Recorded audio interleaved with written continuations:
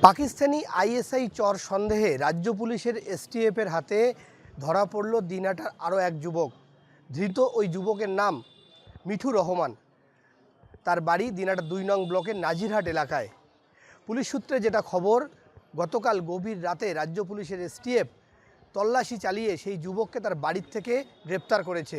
এবং পুলিশ সূত্রে আমরা আরও যেটা জানতে পেরেছি, এই যুবক পাকিস্তানি আইএসআই চরদের হয়ে তিনি জাল নোটের কারবার করতেন, এমনটাই কিন্তু আমরা সূত্র মারফত জানতে পারছি।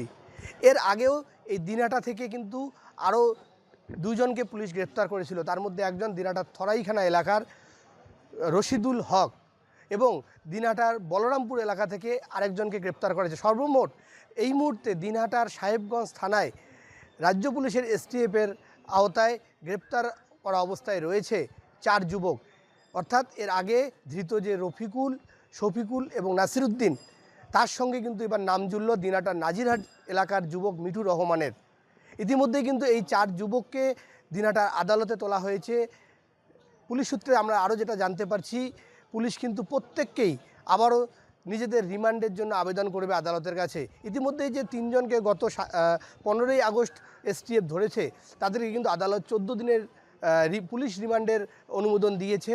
এখন দেখার এই মিঠু রহমানের ক্ষেত্রে আদালত আবার নতুন করে কতদিনের রিমান্ডের অনুমোদন দেয় বা মঞ্জুর করে। আমাদের নজর কিন্তু একেবারে সেদিকে থাকবে। তবে একেবারেই দিনহাটার সীমান্তবর্তী এলাকা, যে এলাকাগুলো থেকে এই আইএসআই চর সন্দেহে এই যুবকদেরকে ধরা হচ্ছে, সেই এলাকাগুলো কিন্তু কার্যত একেবারে ভারত বাংলাদেশ সীমান্ত ঘেঁষা। কারণ এর আগেও আমরা দেখেছিলাম যে দিনহাটার থরাইখানা এলাকার যে রশিদুলের বাড়ি, সেই রশিদুলের বাড়ি থেকে কিন্তু ভারত বাংলাদেশ সীমান্ত মাত্র 150 মিটারের মধ্যে।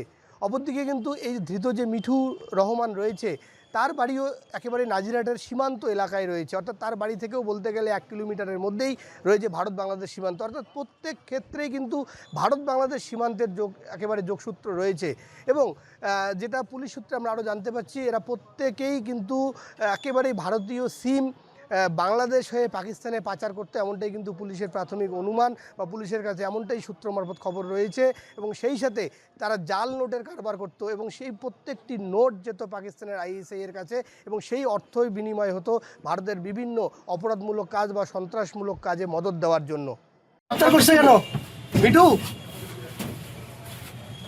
মিঠু মিঠু তোমাকে বাড়ির থেকে পুলিশ তুলছে কেন? কি যোগাযোগ রয়েছে তোমাদের? ডিউটি করতে না করতে নূর মোহাম্মদ কে রে?